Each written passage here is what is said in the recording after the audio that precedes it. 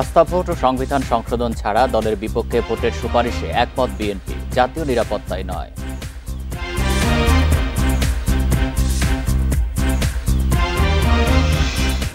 Push in বন্ধে ভারতের সঙ্গে সংলাপ চায় বাংলাদেশ, শেখ হাসিনাকে ফেরাতে দিল্লিকে আবারও চিঠি দেবে ঢাকা।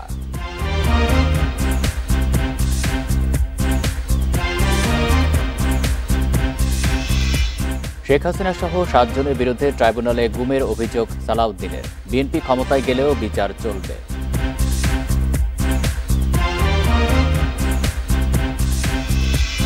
নাজুক অর্থনীতি স্থিতিশীল করার বাজেট, সংবাদ সম্মেলনে অর্থ উপদেষ্টা, সরকারি ক্রয় নীতিমালা স্বচ্ছতায় জোর।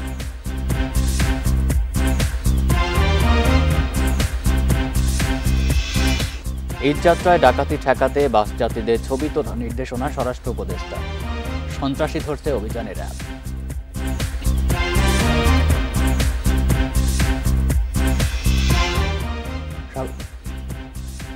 স্বাগত বিরতির রাত 9টায় বাংলাদেশে, আপনাদের সাথে আছি আমি আলী আশরাফ। শুনছিলেন শিরোনাম, যাচ্ছি পুরো খবরে। সংবিধানের 70 অনুচ্ছেদ, অর্থ বিল, আস্থা ভোট ও সংবিধান সংশোধন ব্যতীত দলের সদস্যরা সব বিষয়ে দলের বিপক্ষে ভোট দিতে পারবে এমন সুপারিশে বিএনপি একমত। জাতীয় নিরাপত্তা সংশ্লিষ্ট বিষয়ে দলের সদস্যরা বিপক্ষে ভোট দিতে পারবেন না এমন ধারা যুক্ত করতে বলেছে বিএনপি। কমিশনের বৈঠক শেষে এসব কথা জানান দলটির স্থায়ী কমিটির সদস্য সালাউদ্দিন আহমেদ। ফরেন সার্ভিস একাডেমিতে সকাল 11টায় শুরু হয় আলোচনা। সংস্কার ইস্যুতে রাজনৈতিক দলের সঙ্গে দ্বিতীয় দফার বৈঠকে অংশ নেয় বিএনপি, জামাত সহ 30টি দল। কমিশনের সহসভাপতি অধ্যাপক আলী রিয়াজ বলেন, জুলাই সনদ নিয়ে সবাইকে ঐকমত্যে পৌঁছাতে হবে। কতগুলো মৌলিক সংস্কারের ব্যাপারে ঐকমত্য প্রতিষ্ঠায় চেষ্টা করছে কমিশন। কিছু বিষয়ে ঐকমত্য হয়েছে, কিছু বিষয়ে আরও আলাপ আলোচনা প্রয়োজন। এর ধারাবাহিকতায় জুলাইয়ের মধ্যে একটি নাগরিক সনদ প্রণয়ন করা হবে। সম্মতির ভিত্তিতেই চাই, এটা তো কমিশনের একার সিদ্ধান্ত নয়, আপনাদের সকলের সম্মতি থাকলে আমরা সেভাবে সেটাকে অন্তর্ভুক্ত করব। তো এবং সেইটুকু আমরা অর্জন করতে চাই আগামী যেই এই পর্যায়ের আলোচনা সেটাতে। অর্থ বিল, আস্থা ভোট, সংবিধান সংশোধনী সংক্রান্ত এবং জাতীয় নিরাপত্তার প্রশ্ন জড়িত আছে, সেই বিষয়গুলো বাদে অন্য সকল বিষয়ে সংসদ সদস্যগণ স্বাধীনভাবে তাদের মতামত ব্যক্ত করতে পারবেন এবং ভোটাধিকার প্রয়োগ করতে পারবেন, নিজের দলের বিরুদ্ধেও। সেই বিষয়টা আছে আজকের আলোচনায়। মোটামুটি 3টা বিষয়ে প্রায় সব দল একমত, আর কিছু আলোচনা এসেছে যে 2টা বিষয়ে একমত। রাজনৈতিক দলে ঐকমত্য ছাড়া সংবিধানে পরিবর্তন আনা সম্ভব হবে না বলে মন্তব্য করেছেন আইন উপদেষ্টা অধ্যাপক আসিফ নজরুল। বিকেলে ফৌজদারি কার্যবিধি সংশোধনী অধ্যাদেশের খসড়া নিয়ে রাজধানীতে এক মত বিনিময় সভায় এসব কথা বলেন আইন উপদেষ্টা। শত বছরের পুরনো ফৌজদারি কার্যবিধি সংশোধনের খসড়ার উপর মঙ্গলবার রাজধানীর বিচার প্রশাসন প্রশিক্ষণ ইনস্টিটিউটে এই মতবিনিময় সভার আয়োজন করা হয়। ফৌজদারি আইনের নানা দিক নিয়ে আলোচনায় অংশ নেন আইন বিশেষজ্ঞরা, পরামর্শ দেন প্রাসঙ্গিক কিছু ধারা পরিবর্তনের। PRB, police act, prisoners act, prisons act এবং জেল কোড, এই কয়েকটা জিনিসকে সিআরপিসির সাথে সমন্বিত করে কলোনিয়াল আমলের যে সমস্ত জিনিস মানুষকে কষ্ট দেয় জেলখানায়, এই যে কন্ডেম সেল বলেন বা অন্যান্য যে বিষয়গুলো, এই বিষয়টাকে একসাথে যদি অ্যাড্রেস করা হয়, এই যে সরকার একটা বিশাল দায়িত্ব নিয়েছে, আমরা সংস্কারের কথা যেটা বলছি, সেই কাজটা কিন্তু একবারেই হয়ে যাবে। আলোচনা শেষে চলমান সংস্কার ইস্যুতে সাংবাদিকদের প্রশ্নের জবাব দেন আইন উপদেষ্টা। বলেন, বাস্তবায়নযোগ্য সংস্কারগুলো আগস্ট মাসের মধ্যেই শেষ করার চেষ্টা চলছে। কিন্তু যেই সমস্ত সংস্কারের ক্ষেত্রে রাজনৈতিক দলের ঐকমত্য প্রয়োজন, প্রধানত সংবিধান পরিবর্তন বিষয়ক, সেই সমস্ত ক্ষেত্রে আমরা ওয়েট করছি। জুলাই চার্টার সম্পন্ন হয়ে গেলে, যেটা আমরা আশা করি জুলাই মাসে হয়ে যাবে, সেটার ভিত্তিতে আমরা সেই ধরনের বড় ধরনের সংস্কার বা সংবিধানের সাথে ইনভলভ আছে সেই ধরনের সংস্কার আমরা করতে পারবো বলে আশা করি। রাজনৈতিক দলগুলোর ঐকমত্য ছাড়া সংবিধান পরিবর্তনের মতো সিদ্ধান্তে যাবে না অন্তর্বর্তী সরকার, এমনটাও জানান আসিফ নজরুল। আশু বাস্তবায়নযোগ্য যে সংস্কার আছে সেটা আমি মনে করি সেটা অগাস্ট মাসের মধ্যে শেষ হয়ে যাবে, আরও আগে হতে পারে, আমি একটু টাইম নিয়ে অগাস্ট মাস বললাম, ঠিক আছে। আর আপনার জুলাই সনদের ভিত্তিতে যেটা হবে সেটা আপনার, আমি ঠিক শিওর না কতদিন সময় লাগবে। আইন উপদেষ্টা বলেন, এই সরকার আইন ও বিচার ব্যবস্থায় এমন কিছু সংস্কার আনতে চায় যাতে আগামীতে কেউ স্বৈরশাসক হয়ে উঠতে না পারে। পুলিশের তদন্ত শুধু পুলিশ করবে না, অন্য কেউ করবে, independent body. Nahid Kamal, independent news, Dhaka. Push in বন্ধে ভারতের সঙ্গে সংলাপ চায় বাংলাদেশ। পররাষ্ট্র উপদেষ্টা জানান, এ নিয়ে দুই দেশের মধ্যে কূটনৈতিক পর্যায়ে আলোচনার চেষ্টা চলছে। সীমান্ত হত্যা নিয়ে প্রতিবাদ জানানো হচ্ছে বলেও জানান তৌহিদ হোসেন। এ সময় তিনি আরও জানান, শেখ হাসিনাকে ফেরাতে প্রয়োজনে ভারত সরকারকে ফের চিঠি দেওয়া হবে। বিকেলে পররাষ্ট্র মন্ত্রণালয়ে এসব কথা বলেন উপদেষ্টা। পালিয়ে যাওয়া সাবেক প্রধানমন্ত্রী শেখ হাসিনার বিচার শুরু হয়েছে আন্তর্জাতিক অপরাধ ট্রাইব্যুনালে। তাকে ফিরিয়ে এনে বিচারের মুখোমুখি করতে গত ডিসেম্বরে ভারতকে চিঠি দেয় বাংলাদেশ, কিন্তু 5 মাসেও কোনো উত্তর দেয়নি দিল্লি। পররাষ্ট্র উপদেষ্টা জানান, প্রয়োজন হলে আবারও তাগাদা দেওয়া হবে। শেখ হাসিনার ব্যাপারে আমরা যেটুকু জানিয়েছি সেটা কোনো রিয়াকশন নাই আমাদের কাছে এখন পর্যন্ত। আমরা এখনো দেইনি, এটুকু আমি বলতে পারি। আরেকটি পত্র দেইনি, তবে প্রয়োজন হলে অবশ্যই দেওয়া হবে। গেল 1 মাসে সীমান্ত দিয়ে প্রায় 2000 মানুষকে পুশিন করেছে ভারত। এ নিয়ে উপদেষ্টা বলেন, পেশির জোর নয়, কূটনৈতিকভাবে ভারতের সঙ্গে সুরাহা চায় ঢাকা। আমরা এছাড়া চেষ্টা করছি যে কনসুলার ইস্যুস নিয়ে আমাদের একটা মেকানিজম আছে, সেটাকে ব্যবহার করে এই জিনিসটাকে আমরা একটু নিয়মের মধ্যে নিয়ে আসতে পারি কিনা সেই চেষ্টা করছি। আমরা আজকে অথবা আগামীকাল আরেকটা চিঠিও আমরা দেবো এই বিষয়ে, যে আমরা এটা চাই যে নিয়মিত পদ্ধতিতে এই জিনিসটা হোক। কনসুলার ডায়ালগ হতে পারে, অনেকদিন হয় নাই, হতে পারে। যেহেতু এখন একটা ইস্যু আছে যেটা আমরা সমাধান চাই, এটাও হতে পারে। এ সময় তিনি আরও জানান, 8 জুন দ্বিপাক্ষিক সফরে যুক্তরাজ্যে যাচ্ছেন প্রধান উপদেষ্টা। সেখানে বৈঠক করবেন ব্রিটিশ প্রধানমন্ত্রীর সঙ্গে। নাফিজাতুল্লাহ, ইন্ডিপেন্ডেন্ট নিউজ, ঢাকা। আন্তর্জাতিক অপরাধ ট্রাইব্যুনালে নিজের গুমের অভিযোগ জমা দিয়েছেন বিএনপির স্থায়ী কমিটির সদস্য সালাউদ্দিন আহমেদ। এতে প্রধান আসামি করা হয়েছে সাবেক প্রধানমন্ত্রী শেখ হাসিনাকে। সাবেক স্বরাষ্ট্রমন্ত্রী, আইজিপি সহ মোট 7 জনের বিরুদ্ধে অভিযোগ জানান সালাউদ্দিন আহমেদ। ন্যায় বিচারের দাবি জানিয়ে তিনি বলেন, সরকার গঠন করলে বিচার কাজ অব্যাহত রাখবে বিএনপি।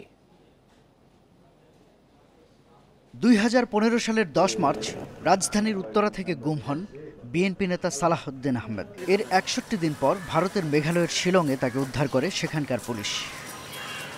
বিএনপির এই নেতাকে আটকের পর বৈধ নথিপত্র ছাড়া ভারতে প্রবেশের অভিযোগে মামলা করে মেঘালয় পুলিশ।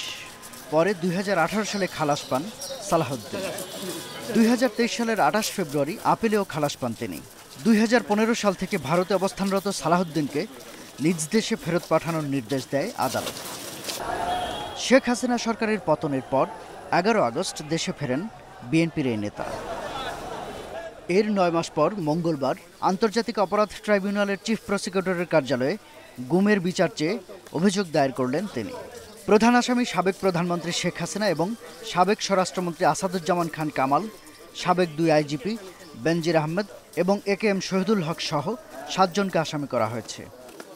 এখানে প্রাথমিকভাবে 7 জনকে আসামি করেছি। শেখ হাসিনা এবং তৎকালীন স্বরাষ্ট্রমন্ত্রী আসাদুজ্জামান কামাল, বেনজির আহমেদ, একেএম শহীদুল হক, মেজর জেনারেল জিয়াউল হাসান, আসাদুজ্জামান মিয়া, মনিরুল ইসলাম। এই পর্যন্ত আমরা নাম মেনশন করেছি। তবে আরও অন্যান্য অনেক আসামি ইনভেস্টিগেশন পর্যায়ে বেরোবে, যেগুলো আমার পক্ষে এখনও আইডেন্টিফাইড করা সম্ভব হয়নি। বিএনপি সরকার গঠন করলে ট্রাইব্যুনালের বিচার কাজ অব্যাহত থাকবে বলে জানান সালাহউদ্দিন আহমেদ। এনফোর্স ডিসঅ্যাপিয়ারেন্সের কথা তো বললাম 709। জুডিশিয়াল এক্সট্রা জুডিশিয়াল কিলিং হয়েছে প্রায় 2700-র মতো। পুলিশ কাস্টডিতে মারা গেছে অসংখ্য। এইভাবে যারা নির্যাতিত হয়েছে, যারা নির্বাসিত হয়েছে, যারা কারাবাসে গিয়েছে, যারা অন্ধত্ব বরণ করেছে, চিরতরে অপঙ্গত্ব বরণ করেছে, শিকার হয়েছে হত্যাকাণ্ডের, এগুলো সবগুলোর বিচার করা হবে ইনশাআল্লাহ। এগুলো কন্টিনিউ করতে হবে। এর আগে জানুয়ারিতে নেতাকর্মীদের গুম খুনের ঘটনার বিচার চেয়ে ট্রাইব্যুনালে অভিযোগ দাখিল করেছে বিএনপি। বাংলাদেশের ভবিষ্যৎ আমরা কিরকম চাই। শাহাদাত স্বপন, ইন্ডিপেন্ডেন্ট নিউজ, ঢাকা। নির্বাচনের সময়সীমা বেঁধে দেওয়ার পক্ষে নয় জামায়াতে ইসলামী, তবে ফেব্রুয়ারি মাঝামাঝি থেকে এপ্রিলের মধ্যে নির্বাচন হলে ভালো হয়, এমন মন্তব্য করেছেন দলটির আমির ডাক্তার শফিকুর রহমান। মঙ্গলবার সকালে রাজধানীর হোটেল শেরাটনে এক সংবাদ সম্মেলনে তিনি এই মন্তব্য করেন। এ সময় নির্বাচন কমিশনের চেয়ারের মর্যাদা রক্ষারও আহ্বান জানান তিনি। বনানীর হোটেল শেরাটনে বাংলাদেশ জামায়াতে ইসলামীর এই সংবাদ সম্মেলন। এতে অংশ নেন বিভিন্ন রাজনৈতিক দলের প্রতিনিধিসহ বিভিন্ন দেশের কূটনীতিকরা। মঙ্গলবার সকালে সংবাদ সম্মেলনে দেশ থেকে ফ্যাসিবাদের কালো ছায়া দূর করতে সুষ্ঠু ও গ্রহণযোগ্য নির্বাচনের ওপর জোর দেন জামায়াতের আমির। বলেন ফেব্রুয়ারি থেকে এপ্রিলের মধ্যে নির্বাচন হলে ভালো হয়। গুরুত্বপূর্ণ সংস্কার সম্পন্ন করে সরকারের প্রধান যিনি তার ঘোষিত সময়ের ভিতরে একটি সুষ্ঠু নির্বাচন অনুষ্ঠিত করতে হবে, যেখানে জনগণ ভোট দিবে এবং ভোটের যথাযথ প্রতিফলন দেখতে পাবে। এই ভোট নিয়ে কেউ কোনো ইঞ্জিনিয়ারিং করার দুঃসাহস দেখাবে না। বর্তমান নির্বাচন কমিশন তাদের চেয়ারের মর্যাদা রক্ষা করবে বলে আশাবাদী জামায়াতের আমির। তবে পক্ষপাত দেখলে চুপ থাকবেন না বলে হুঁশিয়ারি দেন তিনি। বর্তমান নির্বাচন কমিশনের কাছে আমাদের প্রত্যাশা তারা যেন তাদের চেয়ারের মর্যাদা রক্ষা করেন। আমরা কারো কাছে কোনো ফেভারিজম চাই না, কিন্তু কারো প্রতি কোনো ডিসফেভারিজম আমরা দেখতে চাই না। আসন্ন নির্বাচনে প্রবাসীদের ভোটাধিকার নিশ্চিত করতে নির্বাচন কমিশনের প্রতি আহ্বানও জানান ডাক্তার শফিকুর রহমান। একটা দেশ পেয়েছিলাম। জাহিদুল ইসলাম, ইন্ডিপেন্ডেন্ট নিউজ, ঢাকা। সরকারি চাকরি অধ্যাদেশ পর্যালোচনায় উপদেষ্টা সহ সংশ্লিষ্টদের নিয়ে উচ্চ পর্যায়ের কমিটি গঠন করবে সরকার, জানিয়েছেন আইন উপদেষ্টা আসিফ নজরুল। অধ্যাদেশ বাতিলে সচিবালয়ে আন্দোলনরত কর্মচারীরা মঙ্গলবার স্মারকলিপি দিতে গেলে একথা জানান উপদেষ্টা। আসিফ নজরুল বলেন, উপদেষ্টা পরিষদের মিটিংয়ে কমিটির সুপারিশ পর্যালোচনা করা হবে। নতুন অধ্যাদেশের কিছু ধারা অপপ্রয়োগের সুযোগ রয়েছে বলে উল্লেখ করেন তিনি। এর আগে সচিবালয়ের বাদামতলায় বিক্ষোভ সমাবেশ করেন আন্দোলনকারীরা। অধ্যাদেশ বাতিল না হওয়া পর্যন্ত আন্দোলন চালিয়ে যাওয়ার ঘোষণা দেন তারা। 15 জনের মধ্যে দাবি মানা না হলে শুধু কর্মবিরতি নয়, অবস্থান কর্মসূচিও দেওয়া হবে। একই সাথে সারা দেশের ডিসি অফিস, বিভাগীয় কার্যালয় সহ সব জায়গায় এই কর্মসূচি ছড়িয়ে দেওয়ার হুঁশিয়ারি দিয়েছেন আন্দোলনকারীরা।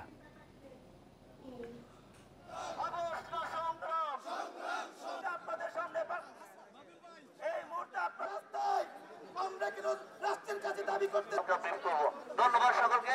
আসসালামু আলাইকুম।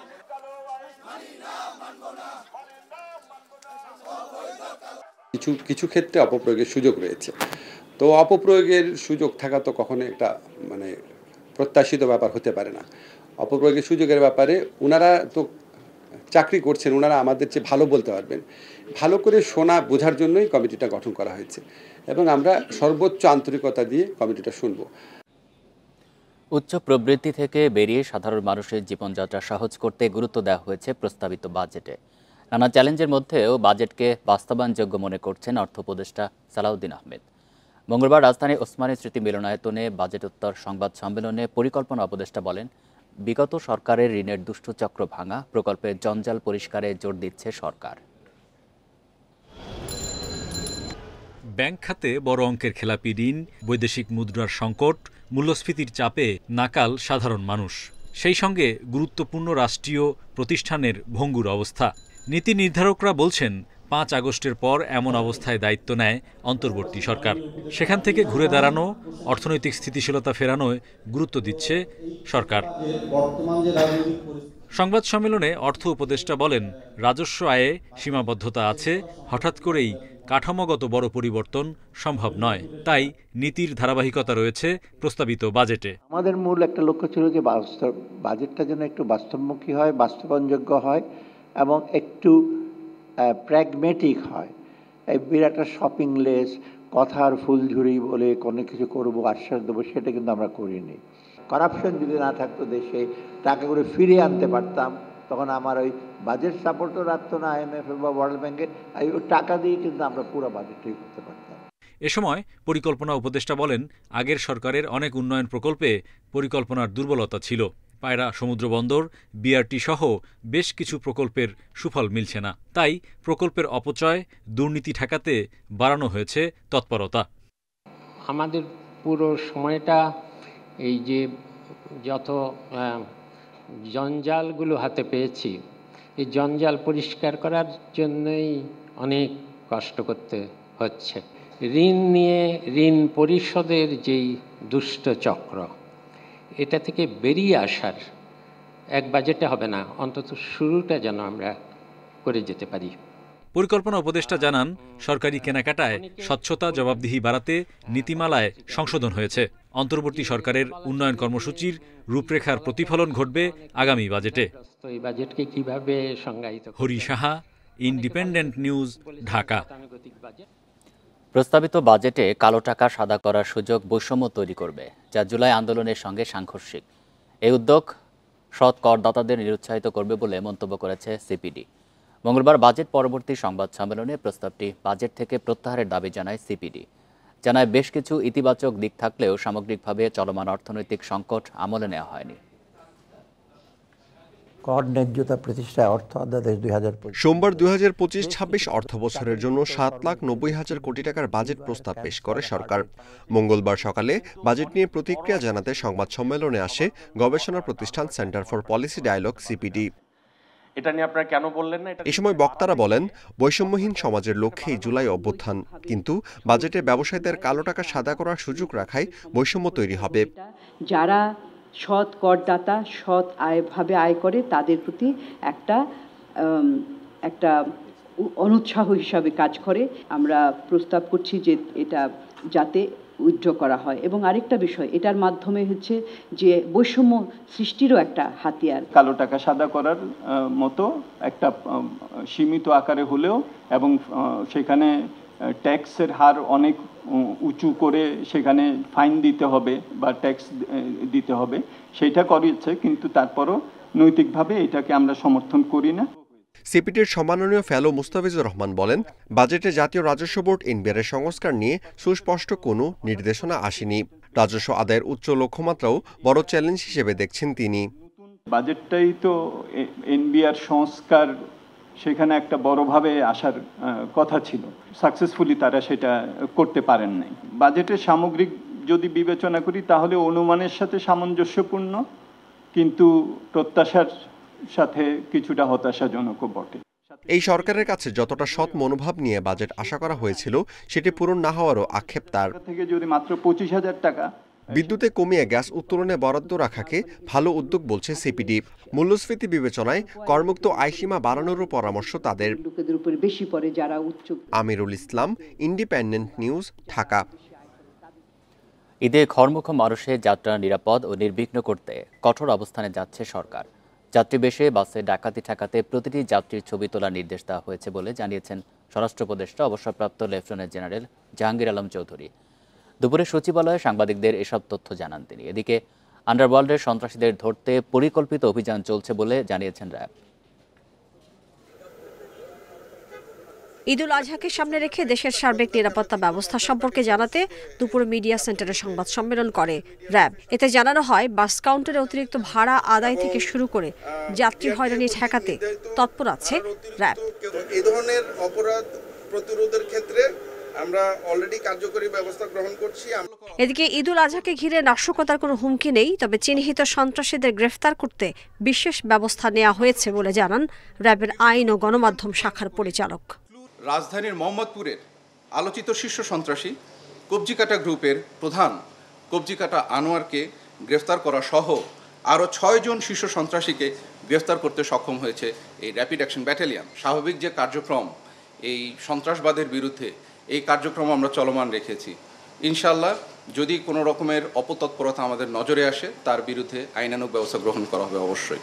এছাড়া অনলাইনে গরুর হাট নিয়ে প্রতারণা, নগরীতে চুরি ডাকাতি ছিনতাই প্রতিরোধে র্যাবের অনলাইন সার্ভিলেন্স টিম কাজ করছে বলেও সংবাদ সম্মেলনে জানানো হয়। এদিকে রংচঙে সাজিয়ে চলাচল অযোগ্য যানবাহন রাস্তায় নামালেই ব্যবস্থার হুঁশিয়ারি দিয়েছেন স্বরাষ্ট্র উপদেষ্টা। এবার যদি কোনো যাত্রী দূরে যাওয়ার সময় উঠার পরে তাদের সবারই ছবি নেওয়া হবে।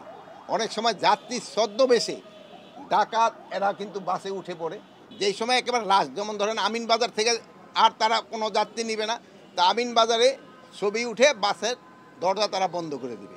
এবারের ঈদযাত্রায় যাত্রী নিরাপত্তা নিশ্চিত করতে বাস মালিকদের সঙ্গে বৈঠক হয়েছে এবং তারা সরকারের নির্দেশনা বাস্তবায়নে সম্মত হয়েছে বলেও জানান স্বরাষ্ট্র উপদেষ্টা। Mahmuda Moumita, independent news. এবার কোরবানির পশুর হাটের খবর।